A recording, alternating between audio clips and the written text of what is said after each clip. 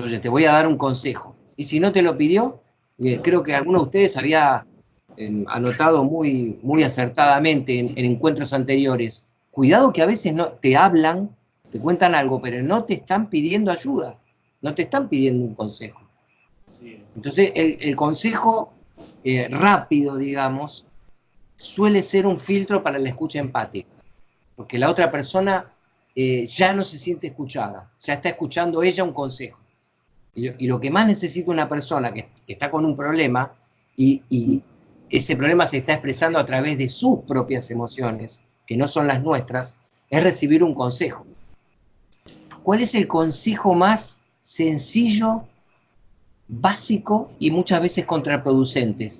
Cuando viene un cliente enojado o cualquier persona que viene enojada, ¿cuál es el consejo más básico que solemos dar a una persona que está alterada? Cálmese, siéntese, señora. Cálmese, cálmese, calmate, pará, no es para tanto. Enseguida nos sale semejante consejito que, no, insisto, la intención es buena, pero en el lenguaje de las emociones, de la energía emocional, es una interrupción de esa energía. Bueno, y el último, ¿qué problema tiene una interpretación? Dice Covey que mientras estamos escuchando, tratamos de descifrar a alguien, explicar sus motivos, su conducta, sobre la base de nuestros propios motivos y conductas. Acá viene el detalle, ¿no? Porque si no, de nuevo suena muy bien. Miren si me está hablando una persona y yo no interpreto nada de lo que me dice. Suena pésimo. Si me está hablando es para que yo interprete. Es como leer una partitura. Yo soy violinista. Leo la partitura e interpreto lo que dice la partitura y les hago escuchar una pieza hermosa de violín. Eso es interpretar. De la misma manera, si yo les digo, anoche discutí con mi esposa, pero yo interpreté lo que me dijo y después quedamos muy conformes los dos de la charla. Fíjense que el verbo interpretar suena como muy positivo. Ahora, Covey una vez más, por cuarta vez, nos alerta de que una interpretación hecha sobre la base de nuestros propios motivos y conductas puede ser muy riesgosa. Construimos entre todos un ejemplo, a ver si a alguien se le ocurre un ejemplo de una interpretación, pero basada en mis propios motivos y conductas. ¿Cómo sería?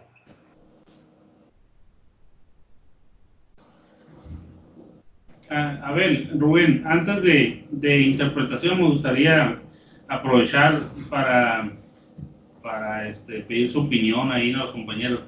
Yo tengo, hay cierta dilema, digamos, entre mi esposa y yo sobre la educación de nuestro hijo.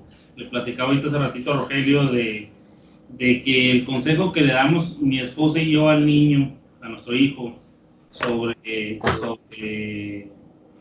la defensa personal es muy distinta. Bueno, el niño lo tenemos en un colegio, pues es particular, es un colegio católico, ¿no? Nosotros somos católicos. Y y yo todo el tiempo soy de los que, bueno, me da mucho miedo que, por ejemplo, niños que son más abusados o que prácticamente, como comúnmente les decimos bullies, se llegaran a aprovechar de él, ¿no? Y resulta que nos pasó algo recientemente, hace como 2 semanas. Yo siempre al niño le digo, si alguien te quiere pegar, pégale. O sea, defiéndete y pégale bien. Y mi esposa es todo lo contrario, es de que no le vayas a pegar a ningún niño y cuéntale a la maestra y esto y el otro, y etcétera, ¿no? O sea, no a la violencia. Por eso que hace 2 semanas nos llegó el niño con la boca reventada, por dentro. Pues otro niño de su edad, ¿no? Pero un poquito más vivo, o más despierto, porque pues ese niño tiene hermanos más grandes y se le lleva jugando luchitas y pelea y todo con los hermanos. Y pues es, digamos que mejor para pelear que mi hijo. Y estaban jugando a las correteadas, no sé qué, y Y pues el niño mío estaba alegando con él de que sí lo había tocado, de que no, porque se cortean, se tocan, y ahora el que lo tocan cortea a los demás, y es por una mensada realmente. La cuestión que el niño se enojó y le pegó al mío en la boca, con el puño, y le reventó la boca, le salió sangre, de hecho llegó con la camiseta con 1 o 2 gotitas de sangre. Y pues ya la maestra habló con mi esposa en la salida y le dijo que otra maestra había visto lo que había sucedido y que al otro niño se le llevaron a dirección, ¿no? Le mandaron a hablar a la mamá, pero no lo suspendieron. O sea, ahí estaba el niño al otro día como si nada. Y ya es el tercer niño que le pega.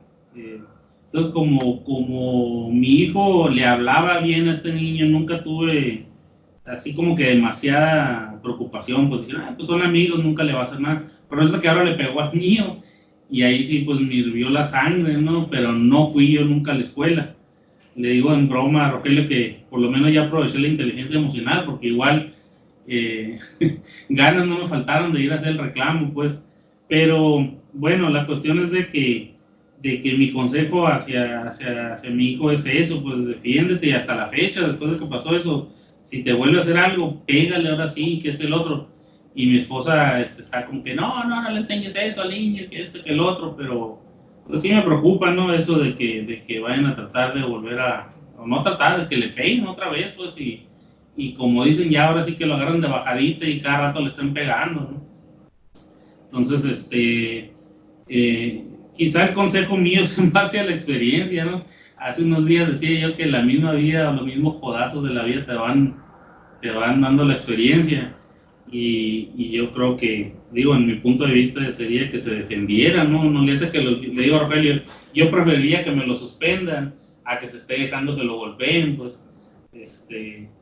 pero bueno, ese es el consejo que yo le doy, y no sé, los compañeros, ¿qué harían, no, en mi lugar?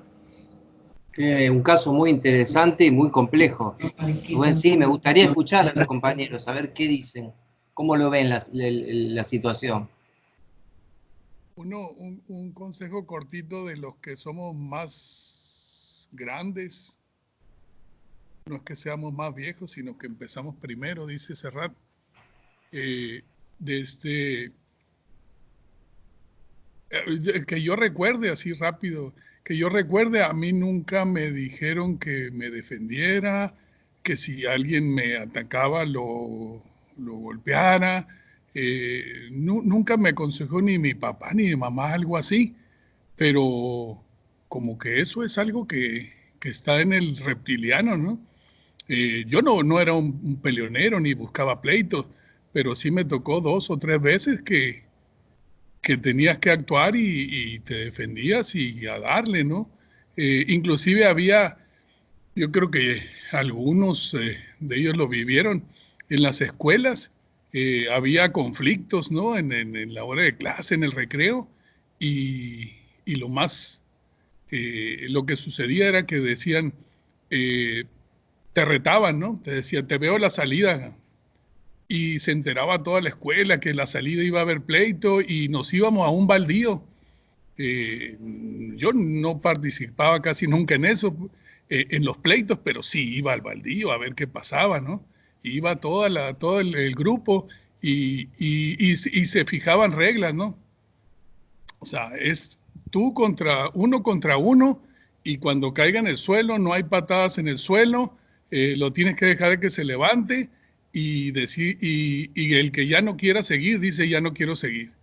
Y pues yo lo recuerdo como algo así muy equitativo y todo, y no sé, a mí nunca me dijeron golpéalos, pero sí golpeé a algunos cuando era necesario, ¿no? Y bueno, no siempre me fue muy bien, que digamos al 100%, pero es algo como que ya se tiene, y a lo mejor no se tiene que incentivar si no se ve que actúa, pero yo creo que eso sale solo, en mi opinión, ¿no? Sí, bien, buena experiencia, ¿no? También es cierto, Rodrigo, que en nuestra época exactamente la misma experiencia tuve. Nos desafiábamos o se desafiaban, y yo no me peleé por suerte nunca afuera. No creo que me hubiera gustado, sobre todo por este detalle que das tú, que es igual que acá. Se hacía como un ruedo y todos estaban esperando que los dos del medio se pelearan. Y tienes razón en que había reglas, pero más bien estamos hablando de sexto grado para arriba, ¿no? Yo creo que lo que plantea Rubén es un poquito más complejo porque... ¿Cuántos años tiene tu hijo, Rubén?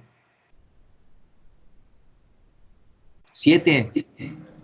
Va a cumplir 7, sí. Va a cumplir 7, es muy chico. Yo tampoco me recuerdo que mis padres me dijeran qué hacer ante tal situación, pero ahora se está muy pendiente de eso. Porque incluso te pueden llamar las autoridades y preguntarte, bueno, ¿usted qué le contó a su hijo? ¿Ustedes qué le dicen a él? En nuestra época, Rodrigo, era más, como lo expresó Rodrigo, ¿no? Era, digamos, era un hábito, era una cosa que fluía. Había que trompearse afuera y se organizaba todo sotoboche, ¿no? Que no se enterara la escuela y pasaba. Pero ahora se está muy pendiente de eso, pero sobre todo con chicos más pequeños. No sé, Héctor, ¿qué dices de esta situación?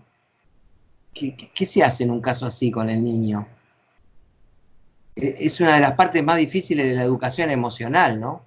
¿Qué pasa si un niño le pega a mi hijo pequeño? ¿Cuál es la versión que tienen que dar los padres? ¿Quién quiere ayudar? No golpea a nadie, no fui yo con la depresión. No hay reglas fijas en esto, ¿eh? Vos, Rubén, ¿vos escuchaste a tu hijo atentamente? ¿Qué te dijo? ¿Qué te transmitió? A ver si podemos, si Héctor y otros pueden... tenía cerrado el micrófono yo, perdón. Ah, perdón. A ver, Héctor, ¿cuál es tu visión de este tema con los niños muy pequeños?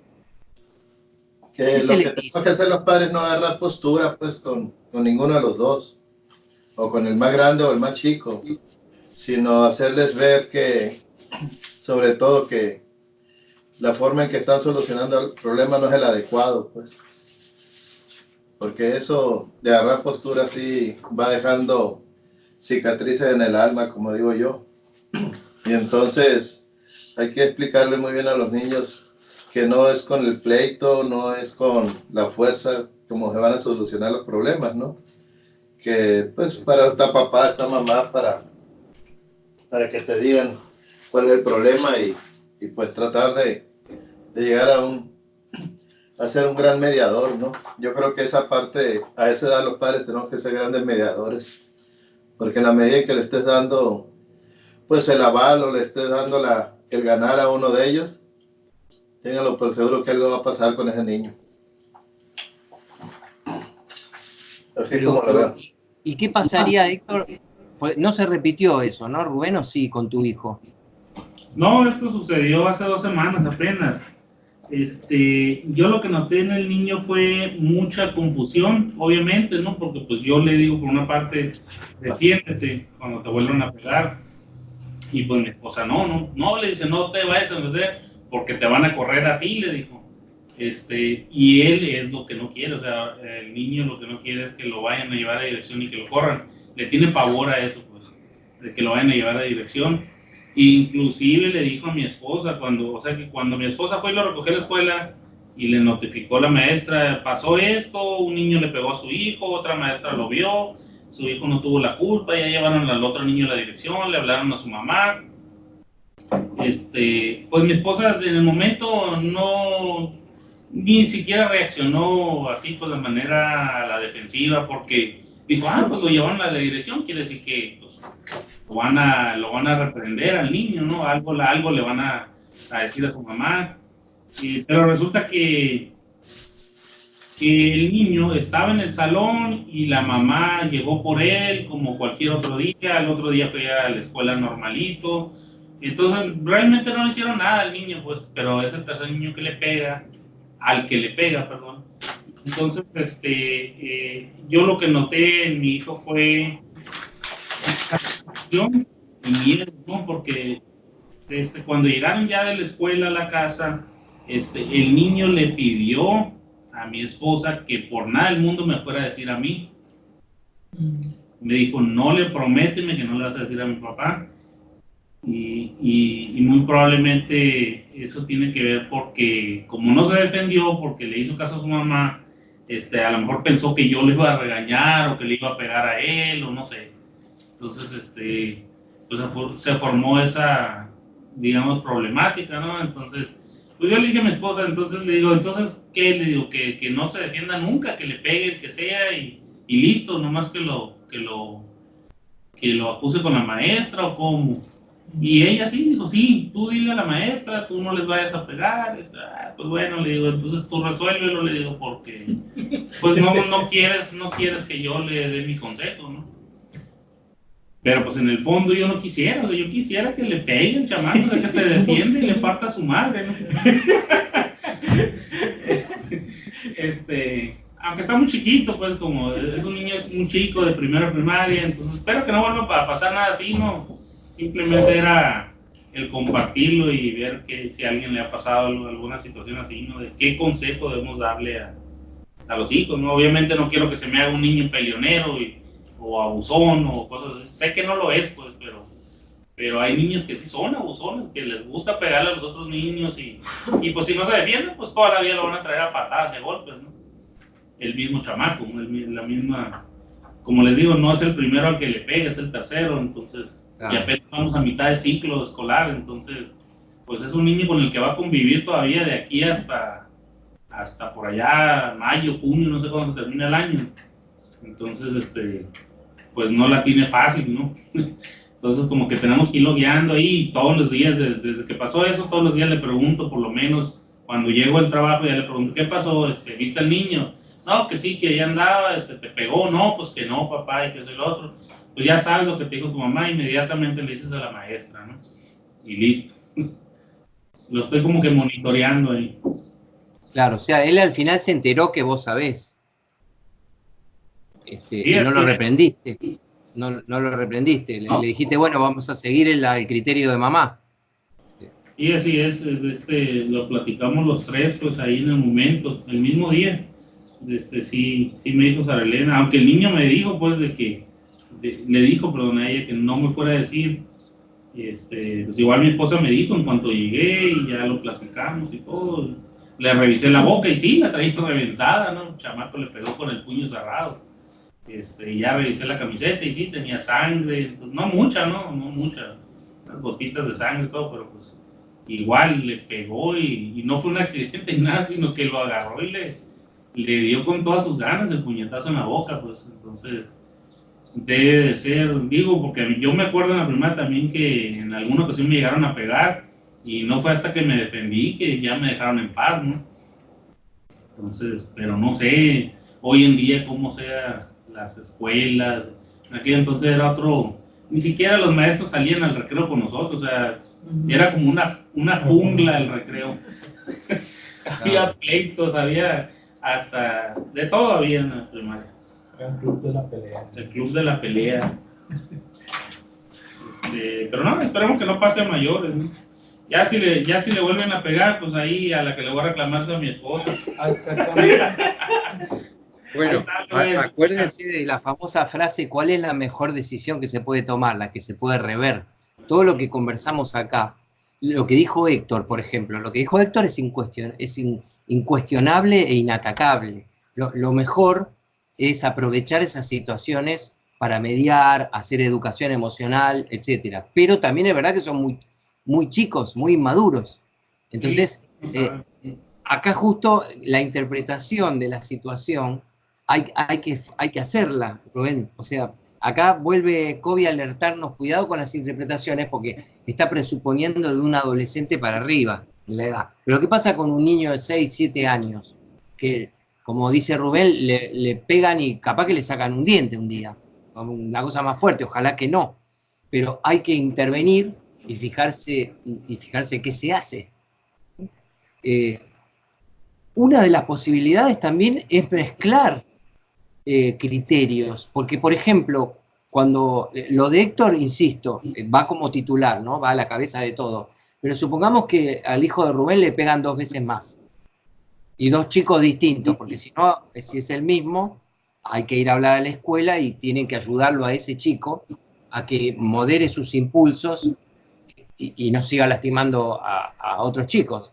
Pero supongamos que 3 distintos le están pegando al hijo de Rubén. Eso ya se llama bullying, acoso. Puede haber una problemática de que el niño se empieza a sentir indefenso. La pregunta que yo hago, porque está bueno siempre comunicarse con preguntas, ¿no? Por ejemplo, si yo estuviera en tu lugar, Rubén, ojalá que no se produzca, ¿no?, de nuevo un incidente. Si se produjera un incidente, voy y hago preguntas en el colegio.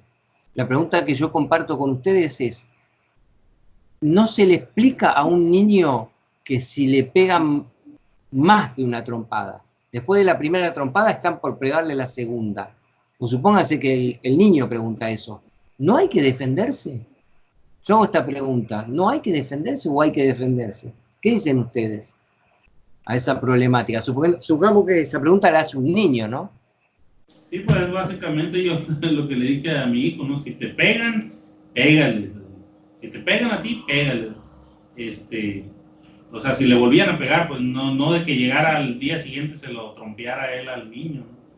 Si te pegan, si te vuelve a pegar, pégale y pégale bien. ¿Y cuántos le pego, papá? Me decía, 4 o 5 le decía en la cara, dale, con el puño cerrado y patadas y todo. No, pero eso ya no suena a defensa, Y sabes, lo peor de todo es que mi hijo sabe pelear, porque yo le tengo, desde los 3 años le regalamos una salchicha de box y sus guantes.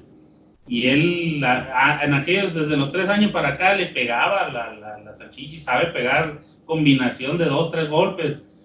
Pero, como te digo, la mamá lo tiene bien instruido de que no vayas a pelear y no le vayas a pegar a nadie. Y pobre de ti que le pegues a alguien que te va a llevar a la dirección y te van a correr, ya no, nunca más vas a poder ir al colegio, pues el niño está traumado, no le pega a nadie. Entonces, pero sí sabe defenderse. O sea, yo se ha peleado en algunas otras ocasiones así con niños, y no en la escuela, sino, por ejemplo, en alguna piñata me tocó una vez que se peleó por una tontada también. Sí sabe defenderse, pues, pero no lo hizo porque ya está sobreadvertido, ¿no? Quizá no es lo mejor pelearse definitivamente, pero sí defenderse, ¿no? O sea, si lo van a golpear, pues se defiende. Sí, y una vez que sucedió, Rubén, lo que uno puede, porque también hay que ayudar al hijo a procesar esa situación, ¿no? Yo insisto con el punto de que qué le pasa a la otra persona, ¿no? Cuando estamos hablando de la interpretación, dice, aprovechemos el caso de Rubén, ¿no? Para redondear la cuarta y última que señala Kobe. ¿Cómo sería interpretar sobre la base de nuestros propios motivos y conductas? Por ejemplo, no meternos en problemas, o decirle, si te dan una trompada, dale 4, vos devolvele 4, y así, digamos, nos sacamos de encima del problema rápidamente.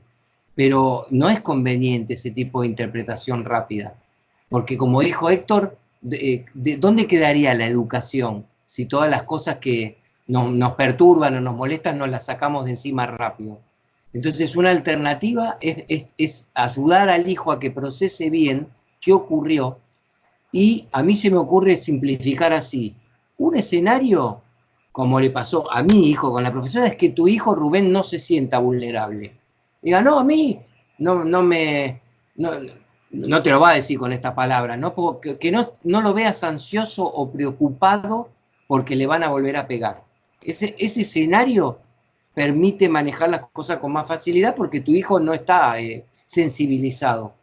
Pero la segunda alternativa es que te diga, mirá, papá, como me han pegado por segunda o tercera vez, yo tengo miedo, como vos expresaste esa hipótesis, Rubén, tengo miedo que me empiecen a pegar todos, lo que nos devuelve al tema del acoso o del bullying. Entonces, ahí en ese escenario sí hay que ver cómo se interviene y qué se hace con las emociones del niño. Un niño que se siente vulnerable, hay que ver qué se hace con esa vulnerabilidad.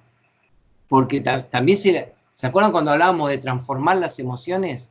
Ahora, de repente me acordé de una anécdota histórica, ¿no? Que hay que trasladarla a la niñez, pero me acuerdo que cuando Sócrates lo condenaron a muerte, a tomar la cicuta, la mujer se puso a llorar. Y Sócrates, con mucha serenidad, le dijo, ¿por qué llorás? Y la esposa le dijo, porque te están condenando injustamente. ¿Y saben lo que respondió Sócrates? Por eso quedó en la historia. ¿Y qué? ¿Hubieras preferido que fuera justa la condena? O sea, miren qué respuesta tan insólita, ¿no? Entonces, con esto pasa lo mismo. Como padres, ¿nosotros qué preferimos? Yo, ¿qué prefiero? ¿Tener un hijo al que van 2 veces que lo golpean porque él no es agresivo? ¿O prefiero ser el padre del hijo agresivo que me va a terminar llamando a la escuela y voy a tener que llevarlo a un psicólogo? Entonces, esta pregunta es interesante, ¿no? Y ahí creo que se inclina la balanza para el lado de lo que dijo Héctor, Rubén, y para el lado de tu esposa. Es preferible, sin llegar a extremos, ¿no? Y estando vigilantes, tener un hijo que puede manejar, que lo agredan, y no tener un hijo que es el agresor. Porque el hijo agresor, evidentemente, que repite una agresión. Si tu hijo, esa fuera al revés la historia, si tú ahora nos hubieras contado, los compañeros saben que estoy preocupado porque mi hijo ya le pegó a 3 en el grado y me llamaron de la escuela, ¿qué le pasa a mi hijo que golpeó a 3 compañeritos? Ese problema es mucho más importante, mucho más delicado. Así que bueno, me parece que por ahora nos inclinamos a que la versión de tu esposa está bien, que no excluye la defensa, ¿no? Porque si una cosa es que un chico te dé un puñetazo y ahí termine todo o se vaya corriendo, asustado de su propia reacción que puede ocurrir. Y otra es que le dé un puñetazo y tengas y todo dé la sensación de que lo va a seguir golpeando. Entonces un niño debe poder defenderse. Porque ya hemos pasado a otro plano, ¿no? Es lo que haríamos todos, incluso con terceras personas en la calle, ¿no? ¿Qué pasa si un hombre está golpeando a una mujer? Por ahí, una cachetada, no intervenimos, porque decimos, bueno, es un asunto privado. El hombre decidió darle una bofetada a la mujer y andá a saber lo que le dijo a la mujer. Ahora, yo me pregunto y les pregunto, si un hombre le pegó a una mujer y la tiró al piso y tiene la actitud de pegarle en el piso, ¿intervendríamos? Probablemente sí, porque ya es otro escenario, ¿no? ¿Qué dicen ustedes? ¿Hay una diferencia entre una simple cachetada y una agresión que va a ser parece convertirse en un proceso? Aunque no garantiza el defenderlas, que les vayan a dar la razón. Acuérdense lo que me pasó, que les platico. No, tal cual. Tal cual. Pero bueno, Rubén, en general, estuvo muy buena tu historia, pero en general tenemos que admitir que tenemos la tendencia, afortunadamente, ¿no?, de defender a niños o personas o mayores o mujeres donde hay una disparidad de fuerzas. ¿Y por qué tendemos a intervenir? Para que no haya un daño, no porque no tenga razón, quizá la persona que tuvo un exabrupto y le pegó a alguien, pero no, una persona que ha caído al piso no merece seguir siendo golpeada. ¿Se acuerdan que hablamos el encuentro anterior de los rugbyers? Los van a trasladar a la prisión ya. Esos chicos en Argentina, ¿no? Contamos un caso, ¿no? Héctor, tú no estabas, no sé si pudiste ver la grabación del encuentro anterior, Héctor, ¿la pudiste ver? No la vi. No, creo que, no sé si estaba César o Alan. En Argentina hubo un incidente a la salida de un boliche, como decimos acá, de un pub, un lugar bailable, donde hubo roces entre jóvenes de 18 a 23 años. Pero resulta que de un grupo eran 3 nada más, y del otro grupo eran 10. Y otro detalle importante, Rubén, tú que mencionaste que tu hijo le gusta pegarle a una bolsa, no sé qué, hay situaciones donde hay que poner la lupa y hay que prestar mucha atención. En el caso que les estoy contando de Argentina, que hace 10 días que está en la plana de los diarios, el grupo de 10 eran rugbyers, o sea, practicantes del rugby. Eran muchachos entrenados con físicos grandes, importantes, que cuando salen deciden atacar por sorpresa a 2 de los 3 con los que habían tenido el roce. A uno de los 2 logran tirarlo al piso, y cuando lo tiran al piso le siguen pegando puñetazos y en particular patadas. El chico ese no se levantó nunca más. Murió ahí en el piso. Hay muchísimos testigos, apareció la policía hicieron una investigación muy rápida y a la mañana siguiente fueron al hotel donde estaban los 10 jóvenes estos y los detuvieron.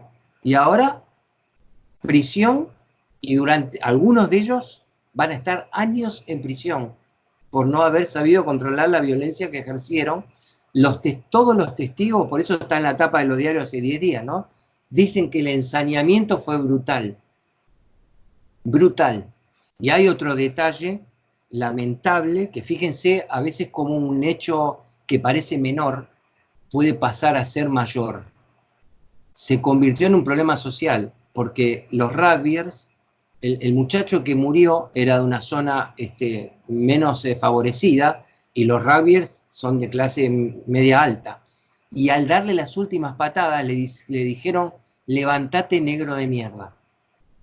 Y eso apareció en los medios, los testigos le declararon a los jueces eso, apareció eso en los medios, y entonces toda la sociedad está condenando a esos jóvenes que se expresaron de esa manera, pero especialmente lo que hicieron, ¿no? Seguirle pegando patadas a un muchacho que no es que no se quería levantar, ya no se podía levantar. Y le dieron tanta patada que lo mataron. Así que bueno, estas son las cosas terribles que ocurren, como dice Héctor, cuando no hubo una educación emocional adecuada. Porque ahora lo grave del asunto, que termina de revelar la falta de educación emocional, es que no, ¿saben lo que dijeron los abogados de los rugby? Al final fue una pelea entre jóvenes, mentira. O sea, quedaron la prueba de los celulares y todo, que ellos a la salida pergeñaron el ataque, planificaron el ataque y lo llevaron a cabo como si fueran asesinos profesionales. Porque si no, otro sería el contexto, ¿no? De pegarse, de recibir, pegar y en un descontrol alguien murió porque se cayó al piso mal. No, acá fue premeditado. Suena increíble, ¿no? Que pibes que van a escuelas privadas, algunas de ellas quizás religiosas, y que practican un deporte donde hay códigos y reglas, todo, hayan planificado una golpiza sin límites a 2 pibes que los atacaron de atrás, y sabiendo que tienen ventaja física. Es indefendible el caso. Entonces estas cosas, lamentablemente, nos parecen que no van a ocurrir, que no le va a pasar a gente conocida nuestra, que en el siglo XXI ya sigue ocurriendo, sigue pasando. No se miden las consecuencias, los jóvenes necesitan más ayuda, no quiero decir la palabra adoctrinamiento porque no es buena, necesitan más ayuda. Y la empatía es la gran herramienta, porque si no, miren si yo uso la palabra adoctrinamiento, hay que adoctrinar a los jóvenes. ¿Cómo les suena eso? ¿Quién me dice cómo la diferencia que hay entre adoctrinar y empatizar? Que viene bien el contraste. ¿Qué es adoctrinar y qué es empatizar? Con esto redondeamos lo de la interpretación. ¿Cuándo yo adoctrino y cuándo empatizo? ¿Cómo lo expresarían ustedes la diferencia? Jesús, me gusta, a veces lo veo ahí a Jesús y me gusta hacerlo intervenir. Jesús, ¿cómo interpretas tú la diferencia entre adoctrinamiento? Pues adoctrinar es como enseñar, ¿no? Adoctrinar suena bien como enseñar, pero le pregunto a Jesús si adoctrinamiento, cómo le suena a él, y versus un diálogo empático. ¿Hay una diferencia para ti? Pues sí, porque yo considero adoctrinar es inculcar una creencia, algo que es imponer, incluso también se puede decir, una creencia a otra persona. Eso es adoctrinar, lo que nos hicieron los españoles al convertirnos en católicos. Y lo que es empatizar, pues es muy diferente, son cosas totalmente diferentes. Es lo contrario, de hecho. Sí, o sea, estoy de acuerdo con Jesús. Fíjense que adoctrinar puede ir desde el lado bueno, de te estoy brindando una doctrina que creo que vale la pena, te la doy de corazón, pero también, como dice Jesús, se puede imponer como una verdad absoluta. Entonces, en todos los grados de adoctrinamiento hay cosas para analizar. Pero ¿qué tiene de bueno eludir la palabra adoctrinamiento? Que si proponemos un diálogo empático, el adoctrinamiento se debilita, porque vos vamos a seguir el ejemplo del caso de Rubén, ¿no? Bien difícil, porque es un niño. Si Rubén, tú ayudas a tu hijo a que reflexione sobre lo ocurrido, a su manera, ¿no? Con las pocas herramientas que todavía tiene para procesar cognitivamente, el hecho de hablar de eso y que decirle papá no te va a retar nunca, sea cual sea tu actitud, porque es la actitud espontánea tuya, pero ¿qué pasaría si cada golpe que tú le das, te dan a ti, tú le das dos y lo tiras al piso y el chico se lastima? Y ese tipo de diálogos, sobre todo arrancando qué sentiste cuando te pegaron y cómo te sentís ahora. Esa pregunta es, ¿cómo fueron, Rubén? ¿Qué te contó tu hijo? ¿Qué sintió en el momento? ¿Y qué sintió cuando llegó a casa y se lo contó a tu esposa? Pues en el momento sí lloró, porque le pregunté, ¿y lloraste? Sí, me dijo, y aparte le pregunté a mi esposa que si había llorado, y la maestra desde el momento le dijo que sí, que sí había llorado en el momento y todo, pues se asustó cuando vio la sangre, pues, y lo limpiaron la boca y esto, no fue mucha tampoco, digo, no voy a exagerar, ¿no? Pero pues, un niño se asusta al ver sangre, ¿no? Entonces, lo limpiaron la boca y eso.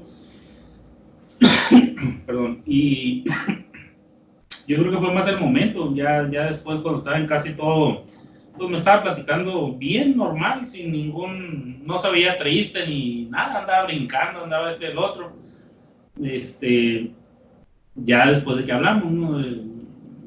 Yo creo que fue más el miedo del hecho de que no se defendió, de que le hizo caso a su mamá, y digo, pues ella es la que tiene más contacto en la mañana y parte de la tarde que yo, pues con él, y platican mucho en las tareas, y a veces le ayudo yo los fines de semana con las tareas, o cuando ya llevo en la noche que no la he hecho, así, pero yo creo que era el miedo el que tenía él, más era el miedo de que me contaran a mí, que yo me fuera enojado porque no se defendió o algo así, que lo que sucedió, ¿no? Yo creo que no creo que le haya afectado pues emocionalmente, no creo que le haya afectado, pues, sobre todo que son niños, pues, y brincan, corren, se jalonean, lo que sea, pero también digo, sí estoy de acuerdo en la parte que comentan ahorita de que pues, no es bueno, ¿no? Aconsejarle también de que se hagan violentos y todo,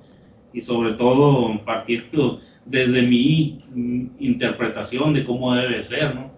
Hace rato lo comenté, o sea, la interpretación del papá no necesariamente es no la interpretación, sino el sondeo, ¿cómo se dice? El marco de referencia del papá, no necesariamente sea el correcto, ¿no? Porque pues en nuestros tiempos era distinto, ¿no? Entonces, sí, en nuestra época era totalmente distinto, ¿no? Pero ahora hay que considerar que cambió. Yo creo que no hay una respuesta específica para todos los casos, de ninguna manera, porque depende el niño, cuántas veces pasó, si es el agredido, el agresor, etc. Pero hay una cosa importante que me gustaría que refresquemos juntos. Hay una regla que es bastante infalible, por decirlo de alguna manera. Mientras no esté pasando algo grave, siempre la primera actitud de los padres que puede ayudar a un chico es desdramatizar. ¿Por qué decimos esto? Le refresco una experiencia vivida por psicólogos con niños en la Segunda Guerra Mundial. Los niños que habían estado en los mismos bombardeos.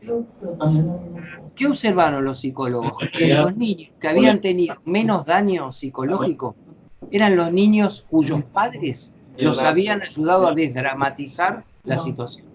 Les habían ayudado a procesarlo el miedo, porque también no hablamos de lo que le puede pasar al hijo de Rubén, que ojalá que no, pero si se repite el incidente, otra cosa que pasa a futuro es, que lo diga o no lo diga, que tenga miedo de que le vuelvan a pegar.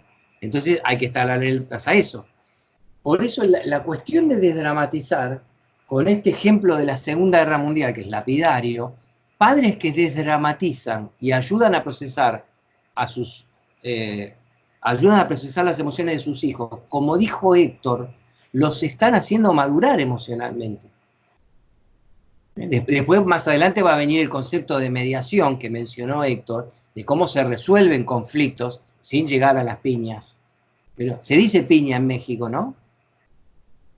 Piña de... ¿O cómo se dice coloquialmente? Una trompada. Sin llegar a los golpes o a los chingados. Ajá. Bueno, acá le decimos piña, ¿no? Chingadazos. ¿Cómo? Chingadazos. Chingadazos. Chingadazos. Claro, sin llegar a los chingadazos. El hecho de, insisto, que la lección más importante, Rubén, es que estén atentos, que se siga el criterio de tu esposa y que ante un incidente nuevo a que algún día se puede producir, y es probable, ¿no? Tiene toda la primaria, está en segundo grado, ¿no? Primer grado, imagínate, tiene toda la primaria por delante y la secundaria. Insisto con esto de que la primera impresión de los padres, de ver serenidad en los padres, en los chicos queda grabado eso. Las dos cosas, ¿no? Si los padres se exaltan y dramatizan, queda grabado, y si los padres mantienen la serenidad y desdramatizan, queda grabado. Les refresqué que esto fue descubierto incluso en situaciones de bombardeos en ciudades en la Segunda Guerra Mundial. Los chicos tenían el mismo temor, pero lo procesaban de manera distinta, ayudados por sus padres.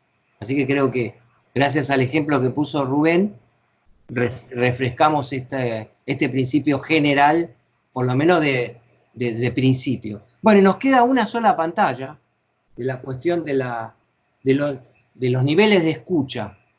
Nos quedan 8 minutitos. Miren cómo otro, este vuelve a ser COVID. Se parece a la pantalla anterior de los chinos, ¿no? 5 niveles de escucha. 1, podemos estar ignorándola, no escuchar en absoluto. No escuchamos nada a una persona. 2, podemos fingir. Lamentablemente es parte del juego de la relación humana. Podemos fingir, sí, ya, correcto. Estoy acordando algo que es falso. No estoy de acuerdo, pero estoy diciendo que estoy de acuerdo. 3, podemos practicar la escucha selectiva, oyendo solo ciertas partes de la conversación. A menudo lo hacemos con el parloteo incesante de un niño pequeño. Buena observación de Covey, ¿no? A menudo lo hacemos con el parloteo incesante de un niño pequeño.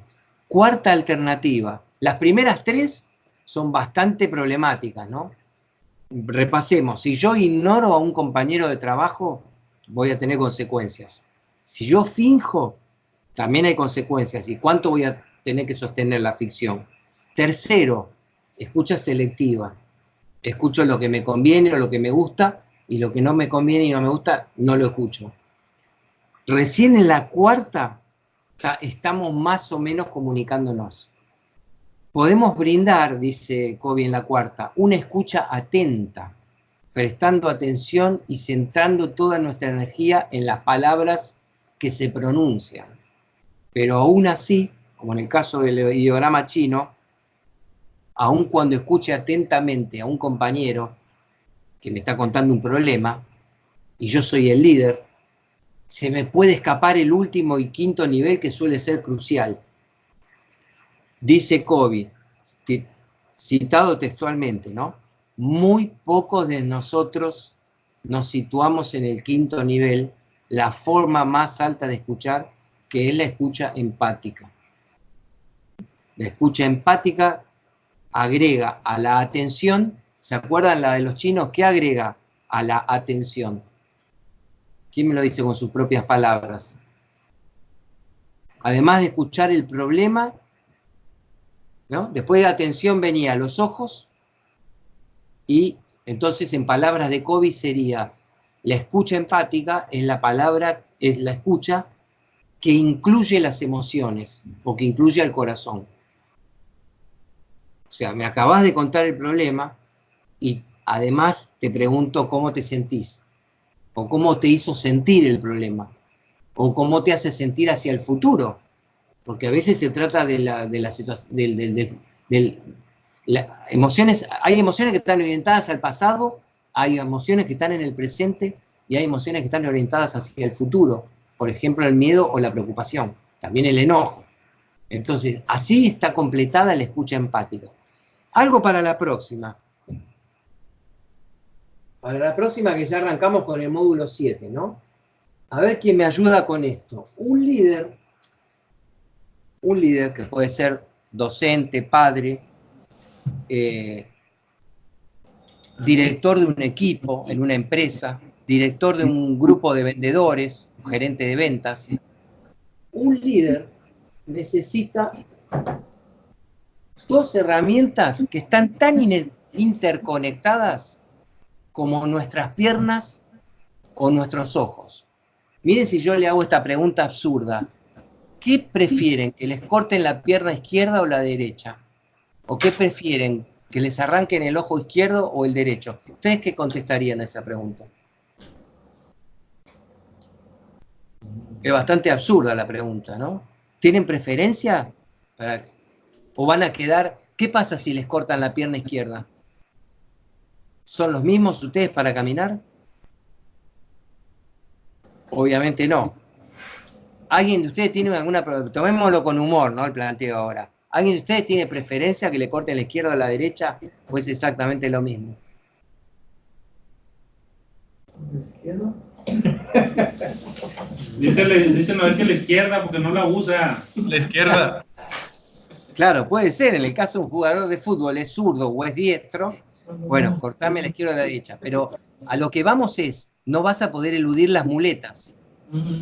Si a vos te cortan una pierna, ya no podés caminar con tus propias piernas. Si a vos te sacan un ojo, ya no tenés visión bifocal. Ya tenés un solo ojo funcionando. ¿Qué importa si es el izquierdo o el derecho? De la misma manera, un líder necesita dos virtudes o dos competencias que son las que estamos viendo. Una de ellas la estamos terminando de ver, es la empatía. Yo pregunto, ¿puede un líder ser aceptado en el siglo XXI por mucho tiempo por un grupo humano que capta que no es escuchado, que no tiene empatía? ¿Qué dicen ustedes? Incluso los líderes políticos de la actualidad, cuando pierden empatía, cuando no saben escuchar a fondo, cuando no saben comprender a su gente, ¿pueden durar mucho como líderes o están en problemas? ¿Quién me contesta con sus propias palabras? O en otros términos, ¿es imprescindible la empatía hoy en día para liderar?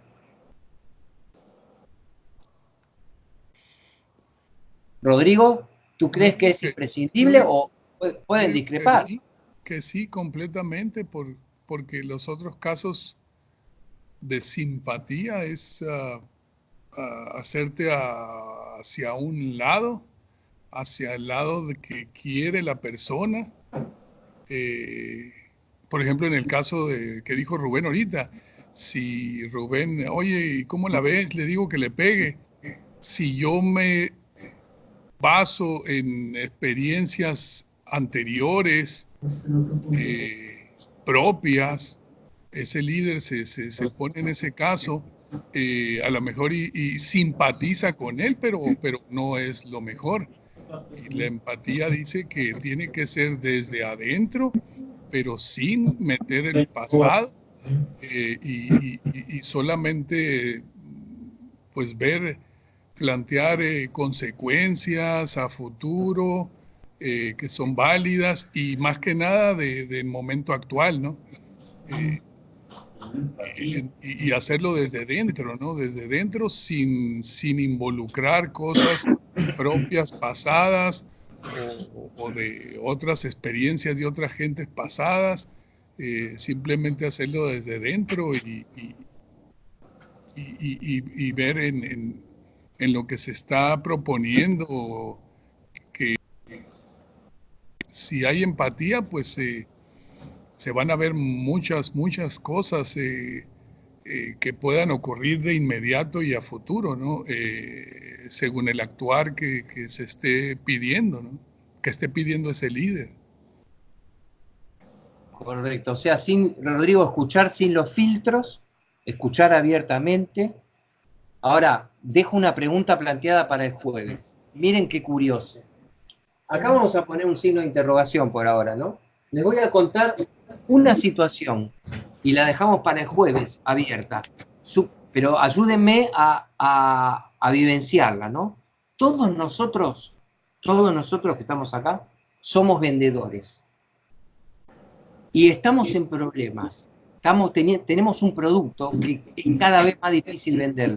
Cuando yo daba seminarios y talleres acá en Argentina, ponía de ejemplo los cementerios privados. Tú tienes que ir y decirle a una persona, sabés que algún día te vas a morir, pensaste que podrías tener un poco de pasto verde arriba de tu tumba, etc. Siempre me sonó como un producto re difícil. Dicen los especialistas de marketing que otra cosa difícil de vender es el seguro de vida. ¿Por qué? Porque en vez de venderlo desde el placer, te vengo a vender unas vacaciones, te vengo a vender un celular que hace de todo, te vengo a vender el recuerdo de que te vas a morir y te estoy preguntando si tenés a tu familia protegida con un seguro de vida, porque sos mortal. Entonces, siempre usando un poco el humor, yo decía, vender parcelas de cementerios privados o vender seguros de vida es lo más difícil que hay. Porque vos tenés que recordarle a la gente cosas que no quiere escuchar. Entonces, insisto, nosotros vendemos cosas algo difícil. Pongamos, por ejemplo, lo del cementerio privado. Y cada vez estamos vendiendo menos. Cada vez nos rechaza más la gente y estamos muy desmotivados. Esta es la situación. Les planteo para el jueves. Vamos a ver a nuestro líder. Acá viene el caso, ¿no? Acá viene el caso para pensar para el jueves. Vamos a ver a nuestro líder, que lo queremos, tenemos un buen vínculo con él, lo queremos, se llama Juan. Lo queremos a Juan. Y Juan siempre nos ha escuchado. Presten atención al caso, para el jueves. Juan siempre nos ha escuchado. Le pedimos una reunión y le empezamos a contar lo que nos pasa. Y es un rosario de lamentos. Habla Noé y se queja, habla Rubén y se queja, habla Rogelio, Rodrigo, Héctor, Alan, Jesús y Abel. Todos le lloramos a él. Y él fue vendedor como nosotros. Caminó la calle muchos más años que nosotros. Nos escucha atentamente durante 2 horas y al final se larga a llorar él también. Nos abraza como el cura, ¿se acuerdan que se abrazó con los padres? Y nos dice, muchachos, yo los comprendo perfectamente porque yo he estado en el lugar de ustedes y ahora sé lo que les está pasando porque los escuché durante 2 horas. Pregunta para el jueves. Dos preguntas les hago. Pregunta número 1. Juan, ¿fue empático o no lo fue? Esa es la pregunta número 1 que me gustaría que ustedes me respondan el jueves, de acuerdo a lo que conté. Y la pregunta número 2 es, ¿Juan respondió como líder, sí o no? Son 2 preguntas distintas, las repito. La 1 es, nos escuchó durante 2 horas, estuvo en nuestro lugar, siempre nos escucha y hoy se conmovió tanto que terminó llorando con nosotros. Pregunta número 1, ¿fue o no fue empático Juan? Pero la pregunta número 2 dice, ¿Juan respondió como un líder o no respondió como un líder? Me encantaría que el jueves me traigan sus puntos de vista de esta situación lo más vivencialmente que puedan. Y si a alguno le ocurrió algo de esto, genial. ¿Parece bien? Y el jueves les voy a pedir por favor que todos tengan en punta el Dropbox, porque ahora vamos a arrancar con los videos del módulo 7. ¿De acuerdo? Muy bien. Bueno, que tengan un par de días muy buenos. Nos vemos el jueves. Quedan planteadas las preguntas. Adiós. Chau Héctor, chau Alan, chau Jesús.